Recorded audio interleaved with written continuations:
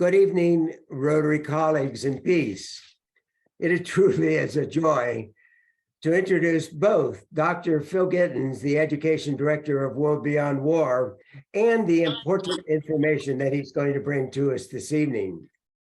A universally accepted alternative to violence is so critical, yet seems so elusive. Hopefully tonight we can realize the steps we can take to make that universal difference. Phill, the floor is yours, or in this case, the screen is yours. Thank you so much, Jim, and thank you for the invitation. Lovely to see all of you, some familiar faces and some new faces. So I'm just going to share the screen with everybody here. And what I'd like to do throughout the presentation, just to make sure that it's late, Helen said it's 10:30, and maybe it's late for some others, we want to make it a bit interactive. So to get us started, to make sure you're still with us, can you play about with your Zoom and give a bit of a reaction to say, I know, a thumbs up or something like that to show us that you're listening. So for example, this or this, a heart or something like this. Or if you can't, just put your thumbs up or something like this. Okay, so some people are doing great. So thank you so much. So what I wanted to talk about today with you all is a topic which is underexplored within the Rotary community, but it's absolutely vital in terms of Rotary making progress towards all of the 7 areas of focus, not just peace. Specifically, we want to present something called a global security system. And along the way, hopefully, I'm going to say something about, well, what is a global security system? Why was it developed? And how can we work towards it? Within all of this, I hope to say a little bit along the way in terms of, well, what does all this mean for Rotary? And what does all this mean for Rotary in terms of how they can improve their work in the area of peace? That's the task. So if we begin with the end in mind, that's what we want to cover within our time together today. For those of you that don't know, I'm part of World Beyond War. Jim has already spoke about World Beyond War, but we're a global grassroots movement focused on ending all war. I'm going to say something about that shortly, and its replacement with a just and sustainable peace. I would say we're one of the leaders with regards to war abolition and peace building on a large scale. And we're lucky to have got global recognition for our work, winning the 2021 US Peace Prize, and then also a few years before that, the Global Educators Challenge for our work focused on global challenges such as nuclear weapons, war, and climate change. So there's a little bit about what we do. And by the way, I'm a huge fan of Rotary. I'm a Peace Fellow, so I've worked with Rotarians, Rotaract, Rotary Peace Fellows for well over 10 years now. So I not only work for World Beyond War, I wear hats within the Rotary community as well, which I think is beneficial because I can understand the needs of Rotarians, but also understand some of the things which are missing within Rotary's peace work as well.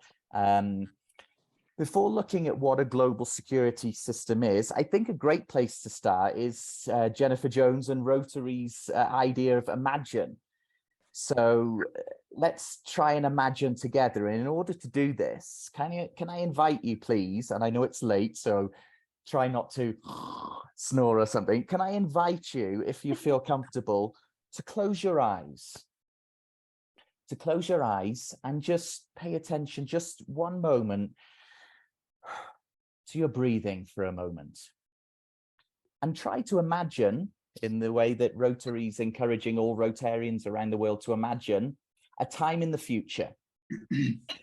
You pick this time in the future. It could be 10 years, it could be 20 years, it could be a century, it could be even longer, a time in the future. And try to imagine this time in the future. Try to imagine a time where it's full of peace, where it's so secure, it's so safe, and people and the planet, which is very important, have their needs met. And just imagine that time in the future. So what would it look like? Look around. Look around. Of course, you've got your eyes closed, but visualize and imagine this time in the future.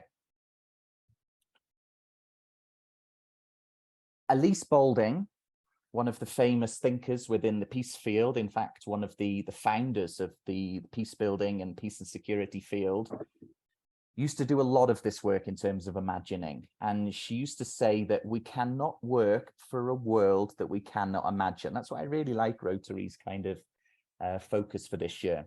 So as you're focusing on this image in the future, think of what makes it secure, what makes you feel safe. Look around. What do you see? What are you hearing in this alternative world that's very secure? You don't have worries. You don't have concerns. It's safe. Your needs are met. It's full of peace. What are you seeing? What are you hearing? Maybe you can touch something. Maybe you're with some other people. If you are, who are you with? What are they wearing? What are they saying? What are you hearing? And just stay with that image for the moment. Just stay with that visualization. This time in the future when you feel secure. This time in the future where all your needs are met. Where the needs of the planet are met as well. Just really stay with that. Just really try and visualize it as clearly as possible, please. So what are you seeing? What are you hearing? Maybe you can touch something. Maybe you can smell something, flowers and other things.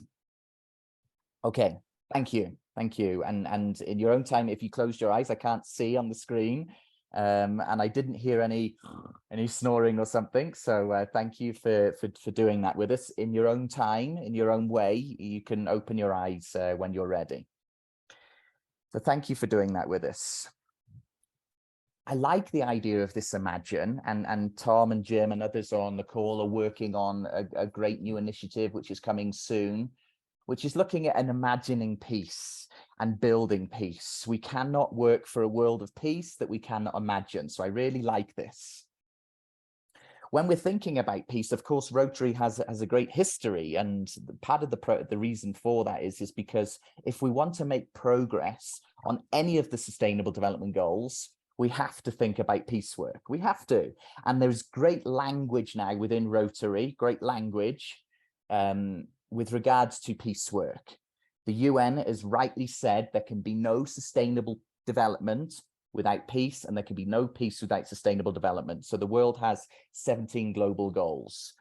Number 16 is peace, but peace is really central because there's no way of achieving good health or quality education when violence is there. And in fact, actually, the predecessor to the Sustainable Development Goals is the Millennium Development Goals.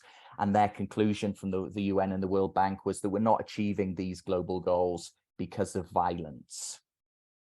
So, of course, peace is central to Rotary's work as well. It's got 7 areas of focus, but I would say that peace is very central in terms of making progress towards all of the 7 areas of focus. And of course, within Rotary now, we have this great partnership with IEP, which I'm fortunate to be an ambassador and a positive peace activator for, and Jim is as well, and maybe others on the call as well.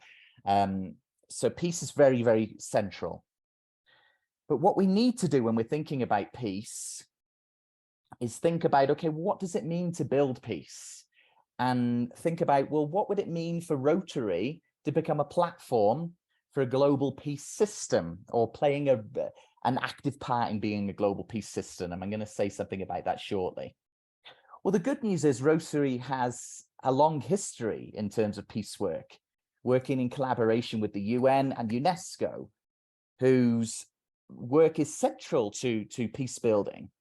And we need to remember why the UN and UNESCO came into being. The reason why we have both the UN and both UNESCO is because they were both founded to stop the scourge of war, or to end war. That was their mandate.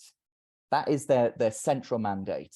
Why? Because they see war as central as a key threat to our progress towards achieving peace. Take, for example, the UN. Their preamble is, their whole mandate is to save succeeding generations from the scourge of war. Ending war is central to the mandate of the UN. Take, for example, UNESCO, the famous saying of, since wars begin in the minds, and they did say men, it is in the minds of men that the defenses of peace must be constructed. So there is a clear relationship between Rotary and their partners UN and UNESCO. Take, for example, the Rotary Action Group for Peace, one of the go-to places within Rotary with regards to peace work all around the world. Their central focus and their central goal for why they started was to have a world beyond war by 2030. That is their central focus, because they understand that working towards positive peace means stopping war and the institution of war. So here's a question that I'd like us all to think about. When we're thinking about imagining the end of polio, when we're thinking about promoting positive peace, can we ask this question? Imagine no war. Can we think about, should we hope for change and the complete abolition of war within a decade, century, or millennium? And could we think about Rotarians being a powerful force or a tipping point, Helen, of moving us towards this goal of ending war, a world beyond war? It's a question we'd hopefully kind of explore together. As we're doing this, with my education hat on, I want to ask a few questions, and you can respond either by putting your hands up like this, or down like this, or you can do a reaction in terms of, let's see if I can find the reaction here for maybe thumbs up. Reaction, thumbs up is this one. Okay. So here's the first question. Is war inhumane? This one, yes, or this one, no. Okay. So I'm going to come off because I want to see people here, but you can't see the actual questions. So I'm going to actually read them because I just want to see. So, okay, we've got quite a few thumbs up here. The next question is, just bear with me. Is war immoral? Okay, so we've got some thumbs up. Thank you. Quite a few thumbs up, nearly all thumbs up. Okay, okay, cool. Next question. Is war an illegitimate means for resolving conflict? Okay, so illegitimate, so okay. Okay, the majority. Okay, here's another one. Can war be abolished?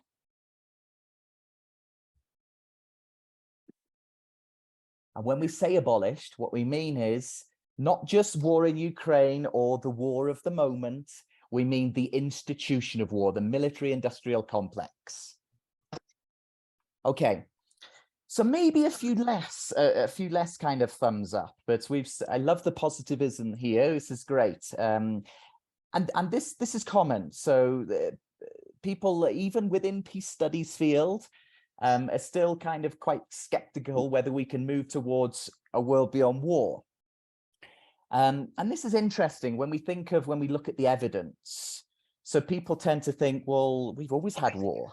And actually the evidence shows that is false. The evidence shows that, as we know, the modern day warfare, as we see it now, we've had war for about 10,000 years, which is about 5% of the time that Homo sapiens have been on the planet. So a tiny amount of time. We also know from those that are involved in the peace and conflict studies field that we have something called this civil statement of violence, which basically proves that war and violence is not human nature. It's not in our genes. It's not in our DNA. It's learned. And in fact, it's a human invention. War was invented by humans. And if that's the case, war can fade away as well. And when we're thinking about, well, how do human inventions or social inventions fade away? So take slavery, for example. Of course, we have it in different forms now, but Back in the day, it was kind of the norm, but now, of course, we see it in a very different way. It's a human invention that's faded away.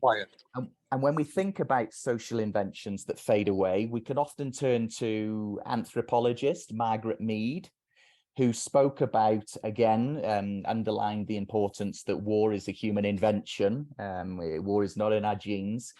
And she spoke about that if we want human inventions, social inventions to fade away, we need to have two conditions met. One is that we need to understand the downsides of the current system that we have. And the second one is we need to come up with a better human invention that replaces the old one. So let's look at these in turn. The first one is the current system. The current system that we have, without doubt, is the war system. So let's have a look at some of the facts. And I'm going to go through this quickly because we want to focus on the global security system. But take a look. It's really important to think about how we move from the current system that we have to an alternative system. So I think it's important to say this. At least 108 million people died in wars in the 20th century. We now, thanks to the IEP, we can see that about 16 trillion is spent on containing the economic impact of violence. Some research suggests that about 10 trillion of that can be attributed directly to war. 2 trillion is spent specifically on military. Half of that from the US. Recent research by ourselves, the UN, suggested that it would take about 30 billion to end starvation on the planet. So do the math there. And I know Helen's got a wonderful kind of way of showing how the different kind of military spending with regards to spending on peace. We have our campaign, 3% of military spending could end starvation on the planet. What's the result of this? Well, part of the result of this is that it's this over focus on preparing for war and militarism, 340% increase in battlefield deaths in the last 10 years, a 30-year high in violence around the world, and over 100 million people displaced. When we look at many of the world's crises, ecological, social, political, environmental, etc., we can see that many of them come back to war. This is why I say the war is development in reverse. Take, for example, war is the cause of the risk of nuclear apocalypse, the leading destroyer of the natural environment. The biggest polluter on the planet is the military. The biggest user of fossil fuels is also the military as well. In fact, actually, recently, thank you to the president of Ukraine, he was talking about how war is the central cause of the climate crisis around the planet. So if we want to make progress with regards to both of the existential threats that we're facing, nuclear weapons and climate change, we have to look at the war system. War is the leading cause of death, injury, and trauma around the world, top cause of the refugee crisis, the primary justification for government secrecy, and the main impediment to global cooperation and global crises. So this is some of the downsides of the war system, and this is the educational work that World Beyond War do.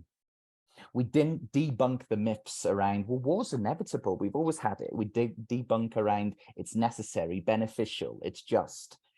If you go onto our website, you can put World Beyond War myths, and we've got lots of information there about debunking these. Also more information about how war is immoral, endangers us, threatens the environment, erodes liberties, impoverishes us, promotes bigotry. And we need 2 trillion to spend on other things. When 2 trillion is spent on preparing for war, it diverts attention away from more productive activities such as education, COVID recovery, climate change, etc. So one of the things we say is that we're all implicated in the war system. We are not, one of the things that's really, really important when we're talking about war, we are not just talking about the wars that happen out there in global south countries. We're very much talking about the war that is often prepared in my country and many other global north countries, etc. So that is one important thing to take away. When we think about war, it's important to try and understand different perspectives. And I think this is one way of seeing it. In a way, war and militarism, as well as peace practices, are both trying to achieve the same thing. It could be argued. They are both, it could be argued, are trying to achieve human needs. They're trying to keep people secure. They're trying to keep people safe. Could be argued, okay? Trying to protect people, etc. The issue is they go about it in different ways. So what I want to move on to now is the global security system is a much better way of protecting people's human needs, of keeping people safe, keeping them secure, etc. In comparison to the current war system that we have. So what is the global security system? And I won't have time to go through it all now. And what I'm going to do is leave you with links, and you can get the book. And actually, Ellen, Jim, others, and I are working on a nice upcoming course that will look at many of the issues here with regards to the global security system. But here is something, a bit of a snapshot. The global security system asks us and encourages us to think about how personal peace and peace with others is necessary, but not sufficient. It's necessary because at the end of the day, and I know Dr. Vicky, Tom, and others, and I'm a therapist myself, I'm all about personal peace and peace with others. It's necessary, but it's not sufficient. What we need to also do is look at the broader structures that we're part of. So we need to look at personal peace as well as relational, global, and ecological peace. This requires looking at systems. We're all part of a system, a family system, a Rotary system, but we're also part of a war system as well, and part of a peace system as well. And I've got this here: what goes around comes around. I think evidence has shown that the current war system that we use is not working for us. The more we rely on war and violence, the less opportunities we have to build their opposite, which is peace and non-violence. And at the end of the day, the best way to build peace is through peaceful means. So we will not build a peace system through warlike activities. And a preventative approach to stopping war in the first place is much better than a curative approach. I love all the humanitarian work that's happening around the world. I love it. I love it. I love it. I love all the positive peace work, etc. Building schools, building houses, building infrastructure, etc. But a bomb will come along and destroy that work within seconds. We need to get better at preventing violence in the first place. And I know Jim does a lot of work around this kind of violence as well. Therefore, in order to achieve a global security system, we need to understand and replace the current system. So hopefully we spoke a little bit about, the current system. In a complex world with many different moving parts, we need to get comfortable with understanding complexity. And this global security system is a work in progress, and it's full of complex ways of looking at peace work. In broad brush strokes, it has three broad strategies, and I'm going to say something about them shortly. The first one is demilitarizing security.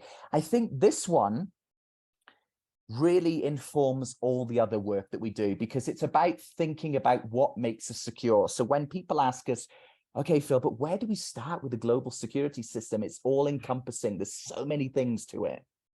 Everybody on the planet, I think, can start from the question of what makes us secure. And evidence shows that investing all this money in military does not make us secure. Part of the reason for that is because we're always looking over the shoulder and thinking, okay, are these people going to come here and attack us and things like this? Think of nuclear weapons. Why would we invest all that money in something which we obviously can't use, because it would be hugely detrimental to people on the planet and the planet itself.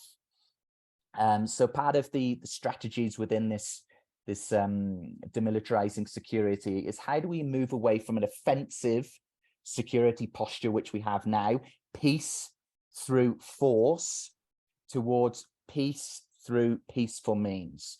Part of this involves a number of different strategies. So moving away, shifting from a war economy towards a peace economy. Part of it involves the very, very important role of women in peace and security. There's a lot of evidence that shows that if we want to make progress on peace building in the world, we need to really center the voices, experiences, and agency of young people, women, pardon. We need to think about disarmament, which is obviously a huge issue around the world.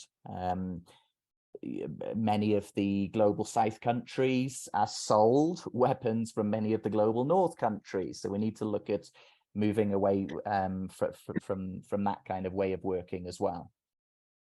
So that's demilitarizing security. And I think if we can think of moving away from the offensive posture towards a more kind of collaborative and peaceful posture, that would set us up well for the next broad strategy, which is managing conflict without violence.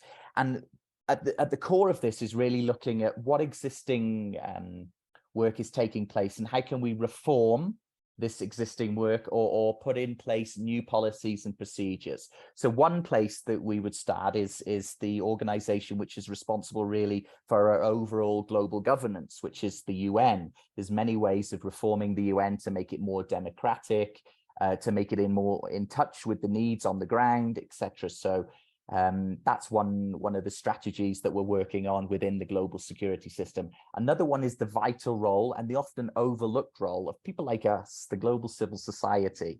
We now know that it's not up just to the UN to bring us peace. We have this idea of a culture of peace, which I'm going to say something about shortly, which basically means that everybody has this is a Johan Galton term, everyone has a task to play in building peace.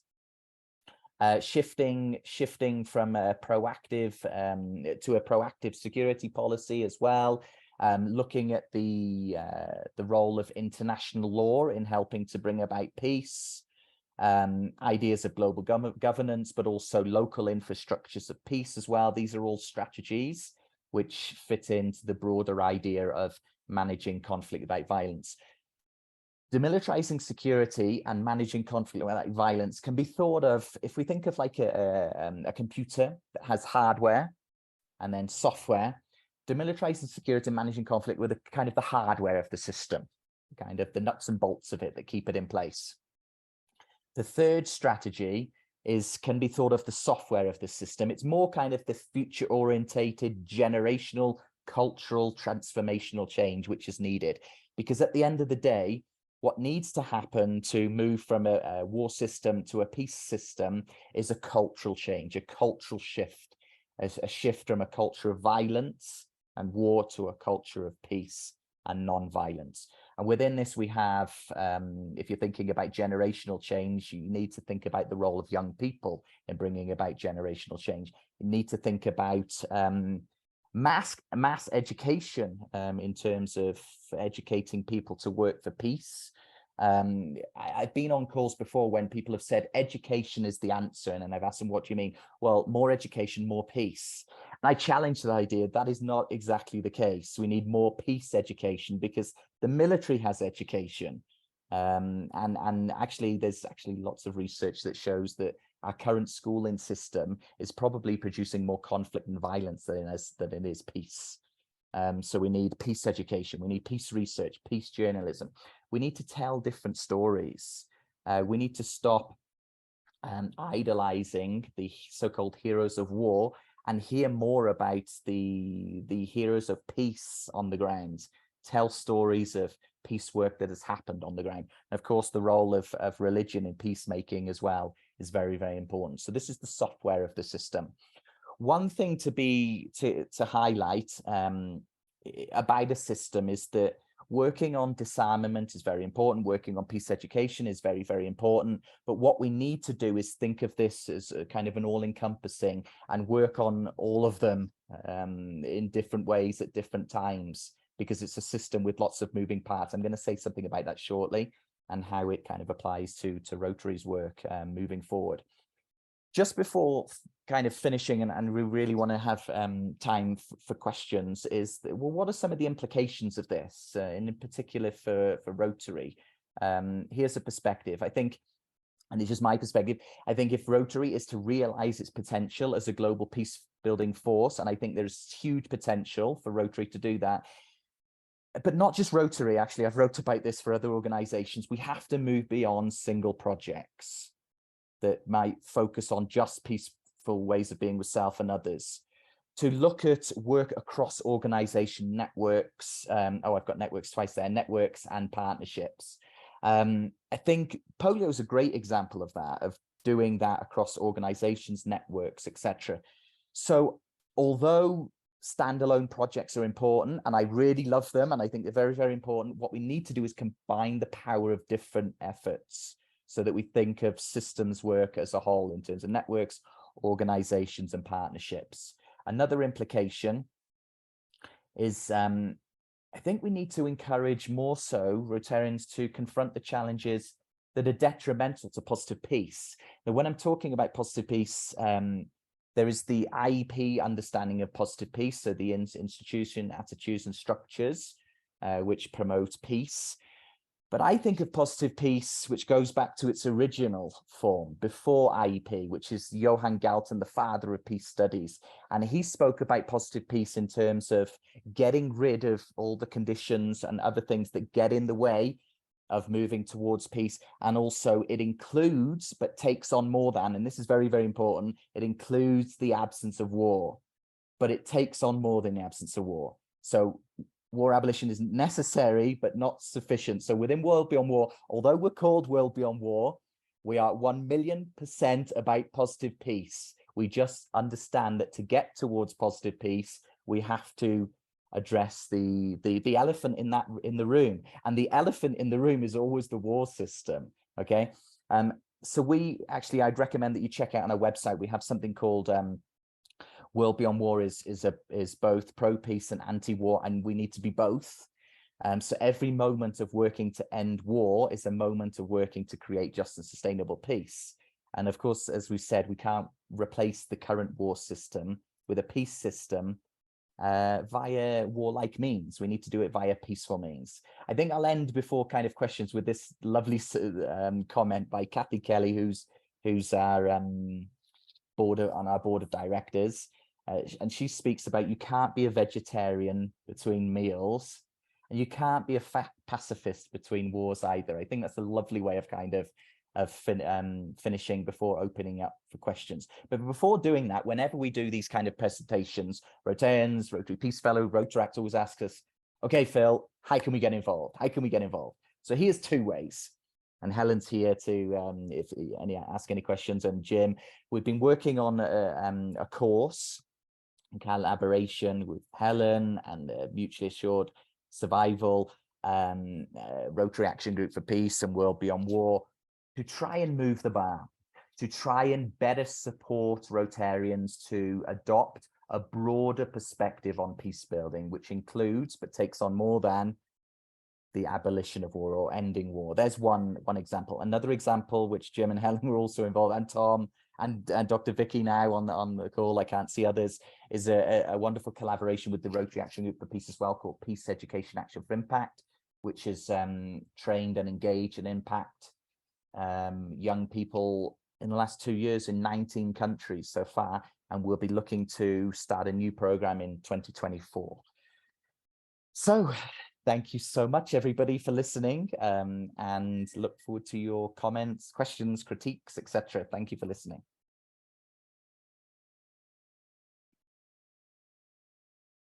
Oh, thank you so much, Phil. If you'd like to raise your hand, like Vicky, you have a question. You're muted, Vicky.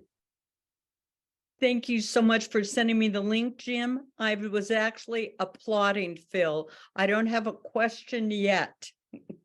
Thank you. Thank you. And John Swift. Yes, thank you, Phil. That was, I hadn't heard about your organization. My question is, I'm still struggling with the issue of what's going on in Ukraine, and when war begins, how can one be a pacifist when one is being attacked by another country?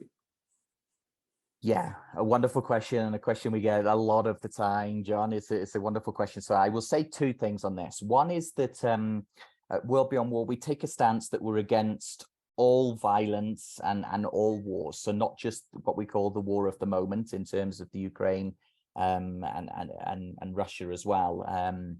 With regards to what do you do and be a pacifist, you know, when people are shooting at you and things like this, I can just answer for myself. I cannot answer fully for World Beyond War. But what I would say is that I don't know. I don't know. I'm not in their shoes. I can never know.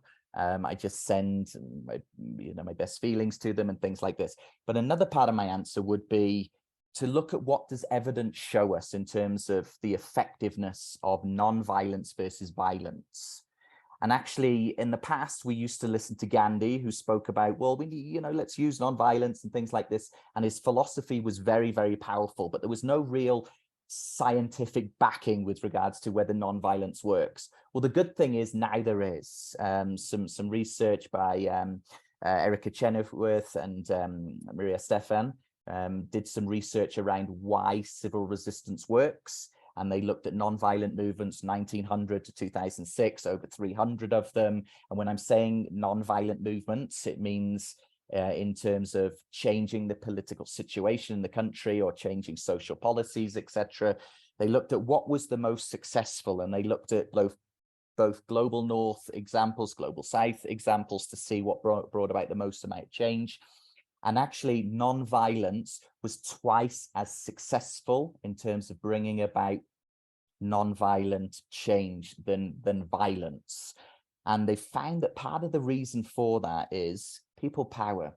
You can mobilize so many more people to work for non-violence than you can violence. So that would be what I would say. But what I would say, John, is that we have on our board people on the ground in Ukraine, in fact, actually the head of the pacifist movement in Ukraine, and he is also giving this same message. And he's actually just been, and I could send the link to Jim to send to you all, he's actually just been recently on Democracy Now! Talking about the importance of non-violence, especially now, but in all times in both Ukraine and Russia, and how it works. And he's been saying, stop sending us weapons. What we need to do now is tell a different story and show the power of people, both in Ukraine and Russia, who are waging peace and talking about the power of non-violence. So there's part of an answer. It's not a full answer, John. I totally take that because I'm not there on the ground, but it's part of the answer. And actually, if people are interested, within World Beyond War, one of our board members as well, John Ruhr, is actually doing some great work with people on the ground in Ukraine, and work around civilian resistance as well. And we will actually, heads up, by the way, we'll be putting a course together later this year looking at civilian resistance, specifically in response to, well, what happens, with what's going on in Ukraine. So there's part of the answer. Peggy, you have a question? You're muted. Is that a question or? No, that was an applause for the upcoming course about resistance. I think the power of the resistance during the past world wars was very powerful and a much untold story. So bravo. Yes. Can't wait. Yes. Actually, can I just say on that one as well, Peggy? Yeah, you're right. And people don't always know about the resistance. We've got a course actually coming up, and it's called Leaving World War II Behind, which actually speaks about some of that non-violence and resistance that happened during World War II that people don't always know about. That's an upcoming course which we've got ready to come. I think it's in June. We need to create the other one first, the civilian resistance one. But yeah, you're right, Peggy. That's good. And Debbie, you have a question? Yes, Dr. Phill. Dr. So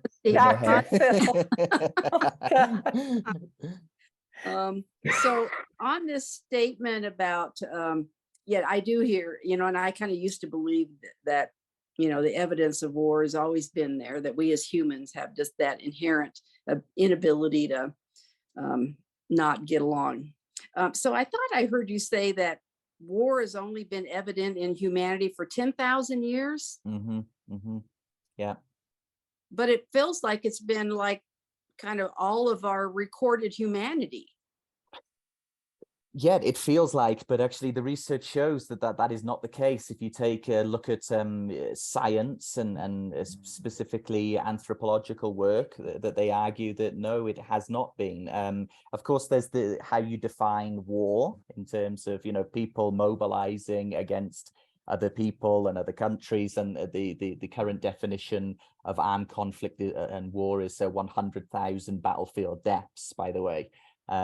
So we use this as kind of part evidence to suggest 10,000 years, but there's a lot of evidence. And for those that are interested, I would recommend checking out our book, Global Security System. You can actually get a 15-page summary of that for free on our World Beyond War website. Thank you. Barb? I And then- had a quick question. On your last slide, you had 2 initiatives that you're doing. Could you speak more about the one that includes education? Well, but both include education. One is focused, so the left-hand side, Peace Education Action for Impact. So Tom's here, Jim's here, Helen's here, Dr. Vicky's here. They're all involved in this program, and it actually involves, well, in 2021, it involved 6 weeks of online education and then 8 weeks of kind of action. And we actually had 12 country project teams involved in 2021. Wow. So Tom was a mentor for Serbia. And they had 10 young people in each country project team, and then they would work closely with 2 mentors and go through the process of learning about peace building and war abolition work. But then after, very, very importantly, take what they learned and actually do projects in the community. So Serbia, the 12 countries were, oh no, Fulgence is another course, but we had South Sudan, Nigeria, Cameroon, Kenya, Ukraine, Russia, Serbia, Turkey, US, Canada, Colombia, and Venezuela. And we're actually running the course now with another 7 countries and another 7 teams of young people that Dr. Vicky's involved with as one of the facilitators. We have Iraq, we have Ethiopia, Ghana, Iraq, Philippines, Haiti, Guernsey involved, and Bosnia. So that's wow. that's that project. And the one on the right is Jim's been involved, and Helen has been central to this. So I don't know, Helen, do you want to do a quick kind of 2-second kind of summary of what the one on the right is, which needs the poster updating, by the way, but go ahead, Helen. If you're there, are you there? I can't see you. Oh, you're on mute. You're mute, Helen. Thank you. Got it. Yes, we have World Beyond War has a course called Abolish War 101. And what we have done is taken that course and tailored it for Rotarians. And so it asks a series of questions. It's about 6 hours. You can do it online, and it's going to be formally introduced at the conference in Melbourne. And so it asks a series of questions to get us to look at how we feel about war, and to kind of come to recognize that it is possible to end war. It draws parallels with the process of ending slavery, which was, there was a sort of whole economy around slavery in the same way that we have an economy around war. And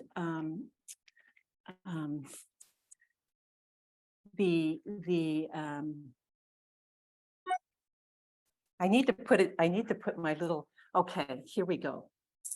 The question is, there's such a thing as a just war. I mean, there was a question about what do you do if your country is being invaded? In that case, is that a just war? Is there such a thing as a just war? And there's a debate that is included between a professor of ethics at West Point and one of the founders of World Beyond War. And that sort of discombobulates our thinking around this idea of a just war, because there were other options when Russia invaded Ukraine, but I won't go into that now.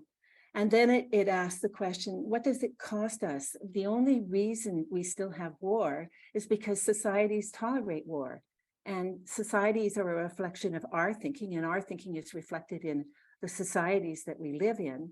So we are tolerating war. And what is it costing us to allow war to continue? And Phill touched on that in terms of the impact on people's lives, the impact on the environment, the impact on money that is going into war that could be creating a green economy, and could be looking at what really makes us secure in terms of dealing with global challenges like a pandemic. And then it talks about the shift that we need to make from a war system to a peace system. And Phill has touched on that already. And it talks about the alternative, the three broad strategies that Phill has talked about. And then the big question, Rotarians, we have a value of peace. We think about peace more than the average person on the street. We are proud of the work that we're already doing for personal peace and humanitarian peace. And if we network and if we collaborate and if we make use of our voice at the United Nations and we work to end war and our tolerance of war, if we work to do that as well as build positive peace, what kind of difference could we be making in the world? And there's a sense of, this course has a sense of fierce urgency. That's what we're calling it. I mean, we all know that we're living in a very pivotal time on the planet. And we all know that the decisions that our world leaders make and the very words that they choose to use are going to take us down either the path of peace or the path of mutually assured destruction, for lack of a better way of putting it. And so there's a kind of a sense of urgency for us to step up to the plate and do more, have an even greater impact for peace. So Thank you. that's what it is. Thank you. Tom, you've had your hand up for quite a while. Okay, thank you. And thank you, Helen, for that summary. And I remember being part of the pilot. It sounds like I'm thrilled to hear that it's going to be rolled out at the international conference in May in Melbourne, Australia. Wonderful. I'd like to just share from a personal point of view and a question to the group.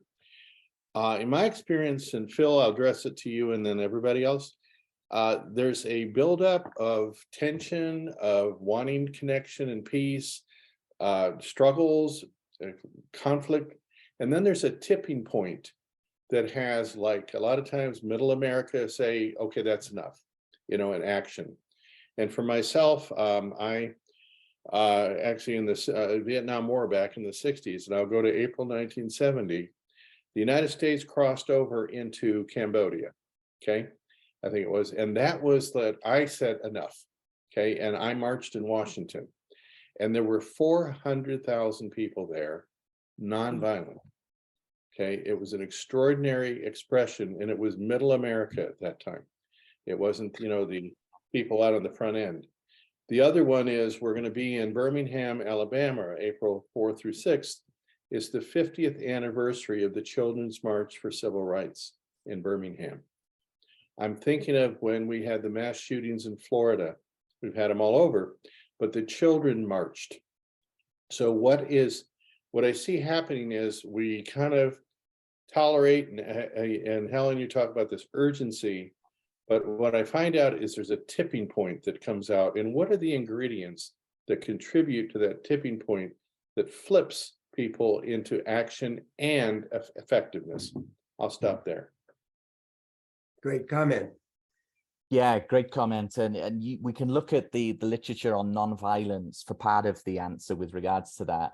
Part of the work for in the area of nonviolent action is to help people understand one of the reasons for violence around the world is about trying to dehumanize others. Okay, so when people are dehumanized and we see them as others, it then makes it more easy for people to inflict violence on them. Okay. So what we need to do, especially in global North countries, is try to, I can look around and I know Fulgence lives, on the ground and experiences war firsthand.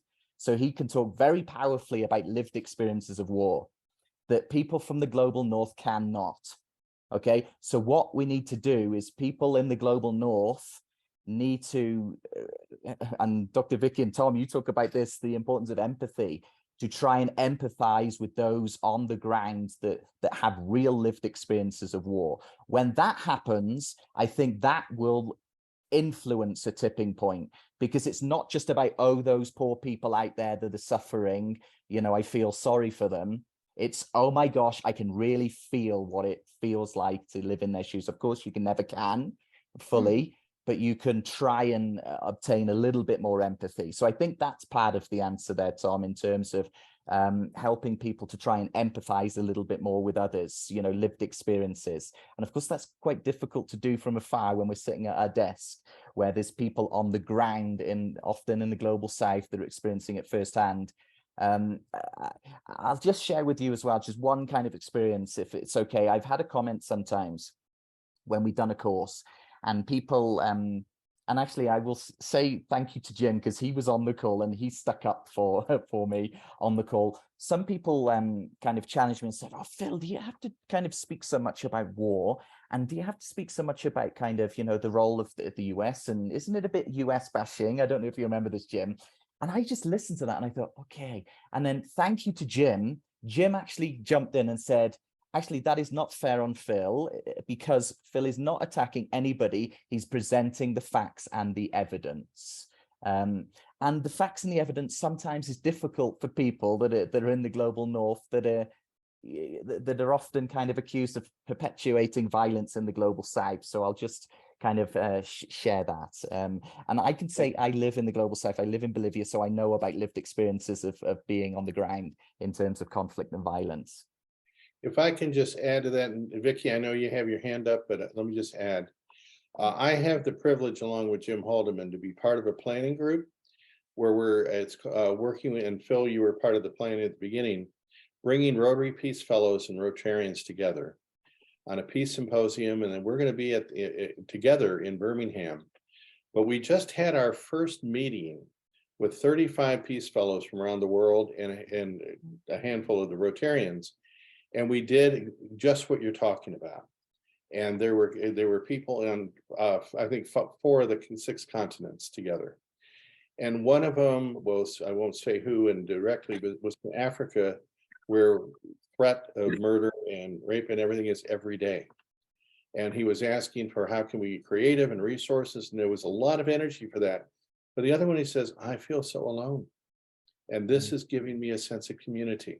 And I happened to be in the breakout, the facilitator, and we made it like space just for all of us just to be with him in this moment and with us together, because his walk is our walk in a certain way.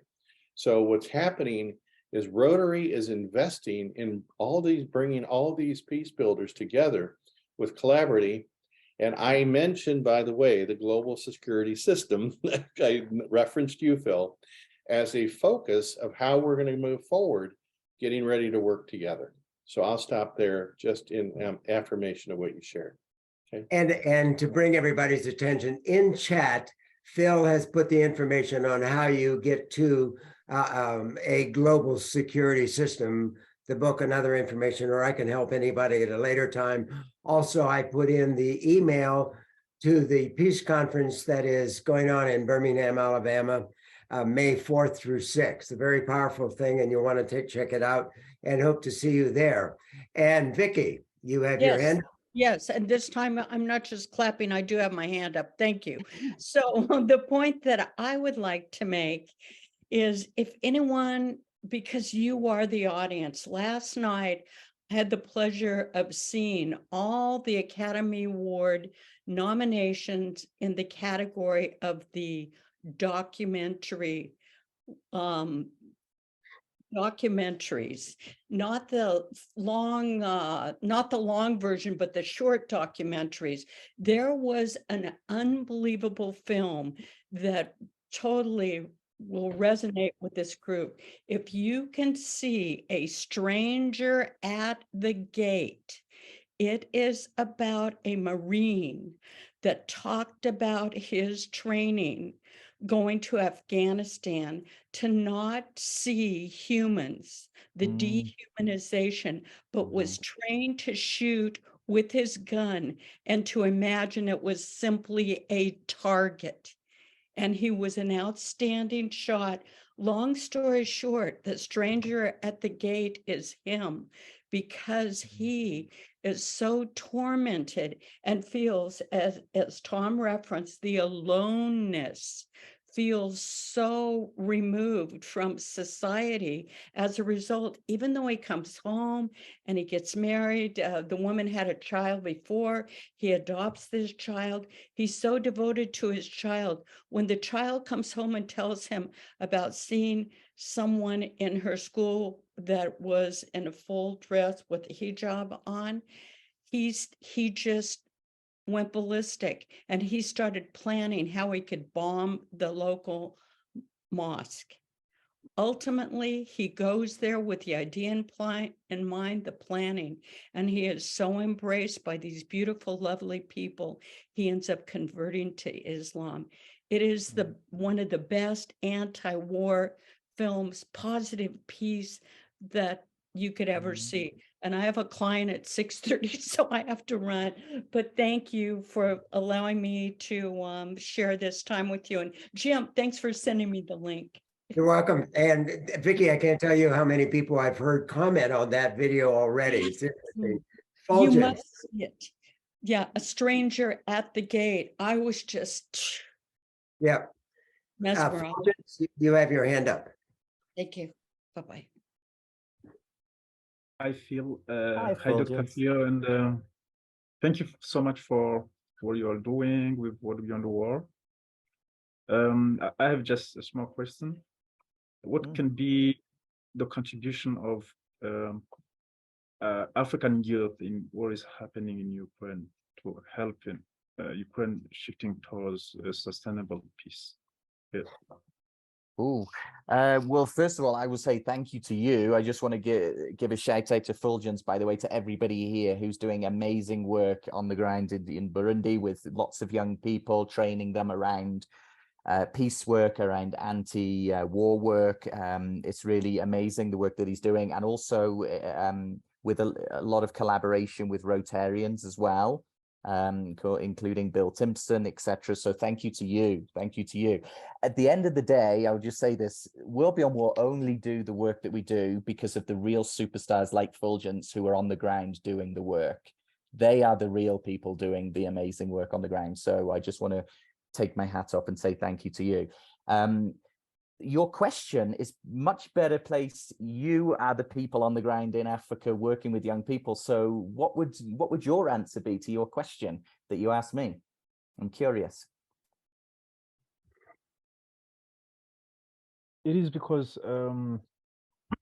currently I'm organizing a peace event, and maybe your pieces of advice can help me to improve what we have already done, maybe before the war in Ukraine. So maybe I need some of your idea. Of course, I have mine, but new ideas can help us to do better, and maybe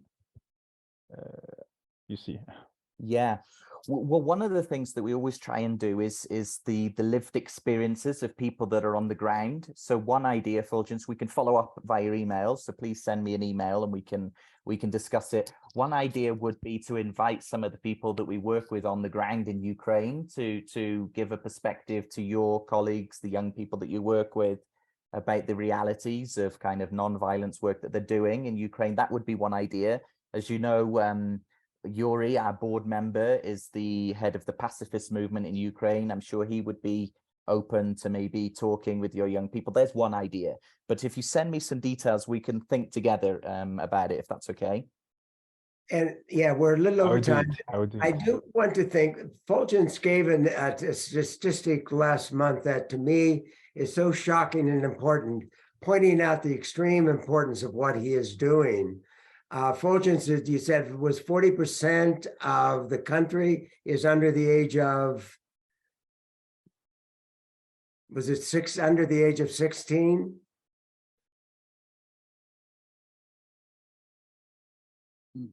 Fulgence, I think he's frozen. I think he's frozen. There he is.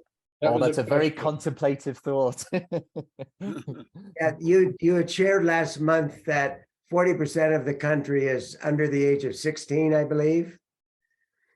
and talk about the importance of peace education. So, Phill, I can't thank you enough for sharing your extensive knowledge in this, to me, a very, very important tool in a global security system. When we begin to focus on it and what we can do, I love that. But what a magnificent segue into next month. Before I get into next month, however, I do want to say in May, most of the people running this operation is going to be in Birmingham, Alabama. So in May, we will be dark. We will all, hopefully, we'll all see you in Birmingham at the Peace Conference. It's going to be quite an experience. Peace Conference put on by the Human Rights Institute, which is actually a national park, and the Human Rights Division of the university, and a 600-member Rotary Club. So it's going to be a major event, and look forward to seeing you there. But I'm really, really anxious about next month. Next week, we get to hear from Barb Chambliss. Am I saying it correctly, Barb? Barb Chambliss, that's right. And, 3 decades of interviews with over 50 women on how peace is made. She's enlightened us with a book entitled Women Peacemakers, What We Can Learn from Them. You're going to get considerably more information on her, the book, and what she has to offer. So be sure to invite all your friends that are interested in bringing a more peaceful world. And I thank you so very, very much. Have a wonderful, wonderful evening, and thank you all for joining.